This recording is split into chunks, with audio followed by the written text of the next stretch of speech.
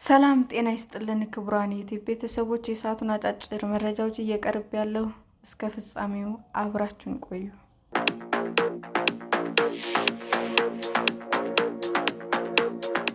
የአባይ ተፋሰስ ማዕቀፍ ስምምነትን ያላጸደቁ አገሮች የሚያግባባ ልዩ ኮሚቴ መዋቀሩ ተገለጸ።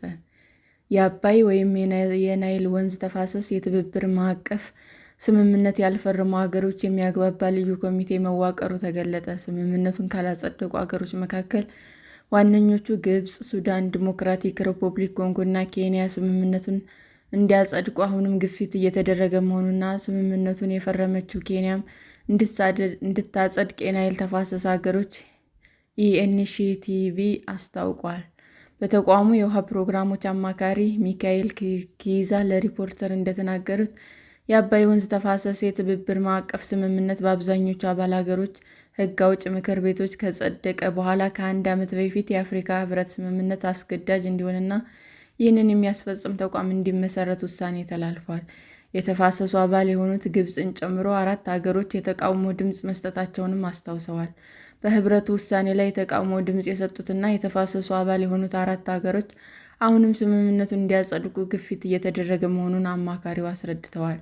በአፍሪካ ሕብረት የመጨረሻ ውሳኔ መሰረት አዲሱ ተቋም መመስረት የሚቻል ቢሆንም ስምምነቱን ያላጸደቁት አገሮች ተቋሙን እንዲቀላቀሉ ልዩ ኮሚቴ አዋቅሮ በማግባባት ላይ እንደሆነ አማካሪው ገልጸዋል። እንደ ግብጽ ያሉ አገሮች በአፍሪካ ሕብረት ውሳኔ መሰረት የስምምነት ማዕቀፉን የሚያስፈጽም ተቋም እንዳይመሰረት ጥረቶች በመጀመራቸውና ልዩነቱ አሁንም በመቀጠሉ ተጨማሪ ማግባባት ስራ እንዲከናወን አቅጣጫ ተይዟል ብለዋል። ልዩ ኮሚቴው ከአባይ ተፋሰስ አገሮች የውሃ ሚኒስትሮች መዋቅሩን የገለጹት አማካሪው አገሮች ጥቅሞቻቸውን ለማስከበር በተወሰኑ ጉዳዮች ላይ የልዩነት አቋም መያዛቸውን የሚጠበቅና በጊዜ ሂደት እየተፈታ የሚሄድ መሆኑንም ተናግረዋል። የአባይ ወይም የናይል ተፋሰስ አገራት የትብብር ማዕቀፍ ዋና መቀመጫ የሆነችው ኡጋንዳ የውሃ ሚኒስትር የልዩ ኮሚቴው አስተባባሪ እንደሆነም ተገልጿል። 4ቱ አገሮች ስምምነቱን እንዲያጸድቁ የሚያግባባ ልዩ ኮሚቴ የተቋቋመው አዲሱ ተቋም በወንዙ ተፋሰስ አባል አገሮች መካከል ፍትሐዊ የውሃ ክፍፍል እንዲኖር ከማድረግ ባለፈ እንደ አየር ንብረት ለውጥ፣ አካባቢ ጥበቃ እና ሌሎች ተመሳሳይ አጀንዳዎች ላይ በጋራ የመስራት ኃላፊነት ስላለበት እንደሆነም አማካሪው አስረድተዋል። ይሁንና የስምምነት ማዕቀፉን ያልፈረሙና ያላጸደቁ አገሮች በአቋማቸው ቢጸኑም በአፍሪካ ሕብረት ውሳኔ አማካኝነት ስምምነቱን የሚያስፈጽም አዲስ ተቋም መመስረቱ አይቀሬ ነው ብለዋል።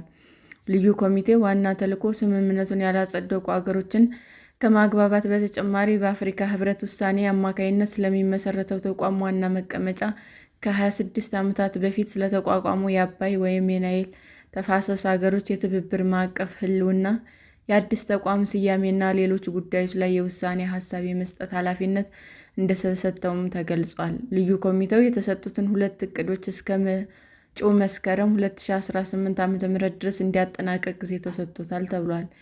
ኢትዮጵያን ጨምሮ ሩዋንዳ፣ ታንዛኒያ፣ ኡጋንዳ፣ ቡሩንዲ እና ደቡብ ሱዳን ስምምነቱን በመፈረምና በማጽደቅ ቀዳሚ አገሮች ሲሆኑ ግብጽ እና ሱዳን ይህን ስምምነት ያልፈረሙና ያላጸደቁ አገሮች ናቸው። ኬንያ ስምምነቱን ብትፈርምም እስካሁን በሀገሪቱ ሕግ አውጪ ምክር ቤት አላጸደቀችም። ዲሞክራቲክ ሪፐብሊክ ኮንጎ እና ኤርትራ ደግሞ በታዛቢነት በመሳተፍ ላይ ናቸው። ሰላም ጤና ይስጥልን ውድ የዩቲዩብ ቤተሰቦቼ እንዴት ናችሁ?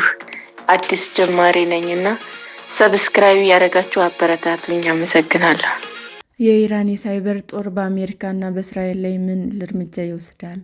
ዓለም ኢራን አሜሪካ ለፈጸመችው የቦምብ ጥቃቶች የምትወስደውን የበቀል እርምጃ ትቀጥላለች በሚል አሁን እየጠበቀ ነው። የሳይበር ዓለም ከዚህ ቀደም አደጋና የመረጃ ምዝበራና ምንተፋ በመፈጸም ታሪክ ካላት ሀገር ሊደረጉ የሚችሉ የመረጃ ጠለፎችን በንቃት እየተከታተለ ነው። የኢራን መምህር የዜና አገልግሎት በአሜሪካ መሠረተ ልማት ላይ ከፍተኛ የሆነ ሳይበር ጥቃት በመፈጸም ምላሽ ለመስጠት ንግግር እየተደረገ መሆኑን ዘግቧል። ኢራን በአሜሪካ፣ በእስራኤል ወይም በአጋሮቿ ላይ የሳይበር ጥቃት ዘመቻ ብትጀምር ምን ማድረግ ትችላለች? መደበኛ በሆነ ውጊያ ቢሆን የሚኖረው ወታደራዊ ምላሽ የሀገሪቱን ተዋጊ ጀቶች፣ ታንኮች ወይም የሚሳይል ክምችቶችን በመቁጠር የኢራንን አቅም መገምገም ይቻላል። በሳይበር ዓለም ግን የሳይበር ጥቃት እስካልተፈጸመ ድረስ ሀገሪቱ ምን ማድረግ እንደምትችል ማወቅ ከባድ ነው። የኢራን የሳይበር መረጃ መንታፊዎች ዋይፐር የሚባል የጥቃት አይነት በመፈጸም ይታወቃሉ። መረጃን ጠራርጎ ማጥፋት። የመረጃ ቀንበኞች ወደ ድርጅት የኢንፎርሜሽን ቴክኖሎጂ ሰብረው በመግባት እና ቫይረሶችን በመልቀቅ ያገኙትን መረጃ ጠራርገው ያጠፋሉ። ሁሉም ኢሜይሎች፣ ሰነዶች፣ ምስሎች እና ቪዲዮዎች እልም ብለው ይጠፋሉ። መረጃን ጠራርጎ ማጥፋት ዓለማዊ ግልጽ ውድመት ማድረስ ነው። መረጃን መስረቅ ወይም ይዞ ገንዘብ መጠየቅ ዓላማቸው አይደለም። ኢራን እንዲህ አይነት በርካታ ጥቃቶች በመሰንዘር ትወነጀላለች። በጣም የምትታወቅበት እንደ አውሮፓውያን አቆጣጠር በ2012 በሳዑዲ አረቢያ የነዳጅ ዘይት ኩባንያ አራምኮ ላይ የፈጸመችው ነው። ኢራን የለቀቀችው ሻሞን የተሰኘ ቫይረስ 30,000 ኮምፒውተሮችን አጥቅቶ ያገኘውን መረጃ ሁሉ ካጠፋ በኋላ ለሳምንት ኩባንያውን ቀውስ ውስጥ ከቶት ቆይቷል። ከ2 ዓመት በኋላ የእስራኤል ጠንካራ ደጋፊ የሆነው አሜሪካዊ ቢሊዮነር ሼልደን አድሌሰን በላስ ቬጋስ በሚገኘው ማቆመሪያው ላይ በኢራን የቫይረስ ጥቃት ማጋጠሙ ተናግሮ ነበር። በቢሊዮነሩ ላይ የደረሰው የቫይረስ ጥቃትም $40 ሚሊዮን አስወጥቶታል። ከኢራን የተሰደዱ ዜጎች ያስጠለለችው አልባንያም በተደጋጋሚ የኢራን መረጃ መንታፊዎች ጥቃት ደርሶባታል። አደገኛ ኢንዱስትሪ ጥቃት። ከምንም በላይ የሚያስጨንቀው ኢራን በወሳኝ ብሔራዊ መሠረተ ልማት ላይ ጉዳት ለማድረስ ሞክራለች የሚለው ውንጀላ ነው። በአሜሪካና እስራኤል እንዲሁም በሳዑዲ የውሃ ማጣሪያና ግድቦች በስርዓታቸው ላይ የኢራን መረጃ መንታፊዎች አገኝ ብለዋል። የአሜሪካ ሳይበር ሴኩሪቲና የመሠረተ ልማት ደህንነት ኤጀንሲ የቀድሞ ኃላፊ ጄን ኢስተረል ባለፈው እሁድ ሊከሰት ከሚችል የኢራን የሳይበር ጥቃት አሜሪካና አጋር ኃይሎች መከላከያቸውን ከፍ እንዲያደርጉ ጠይቀዋል። በቅርብ የእስራኤል ጥቃቶችን የኢራን ሳይበር አቅም ጉዳት ደርሶበት እንደሆነ ግልጽ ባይሆንም፣ ኢራን የሲቪል መሠረተ ልማቶች ላይ ያነጣጠረ አጸፋዊ እርምጃ የመውሰድ ታሪክ አላት። የውሃ ስርዓት፣ የፋይናንስ ተቋማት፣ የኃይል መስመሮች፣ የመንግስት አውታሮች እና ከዚህ በላይ አላት ብለዋል።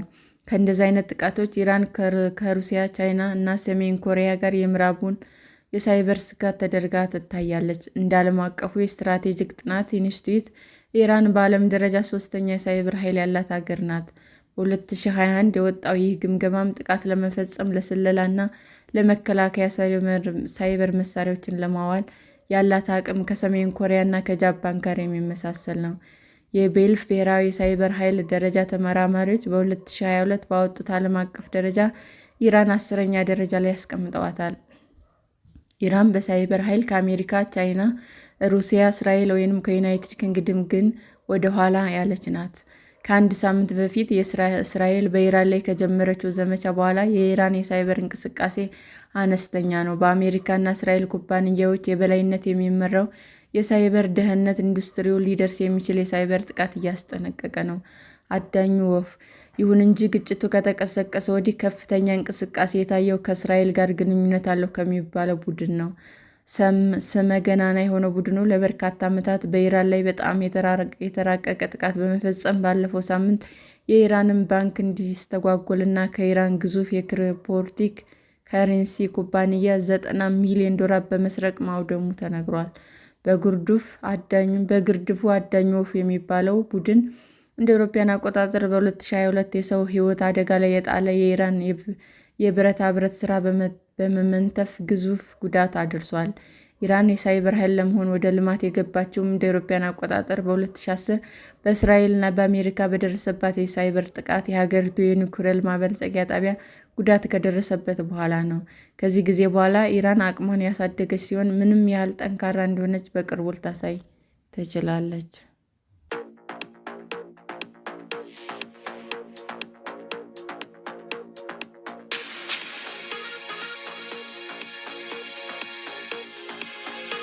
ክቡራን የዩቱብ አድማጮቻችን ለሰዓቱ ያቀረብኩላችሁ አጫጭር መረጃዎች ይህንን ይመስል ነበር። በሌላ መረጃ እስክንገናኝ ሼር፣ ላይክ፣ ሰብስክራይብ እንዲሁም ቢቀርብልን የምትሉት መረጃ ካለ ኮመንት እያደረጋችሁ ቸር ቆዩን።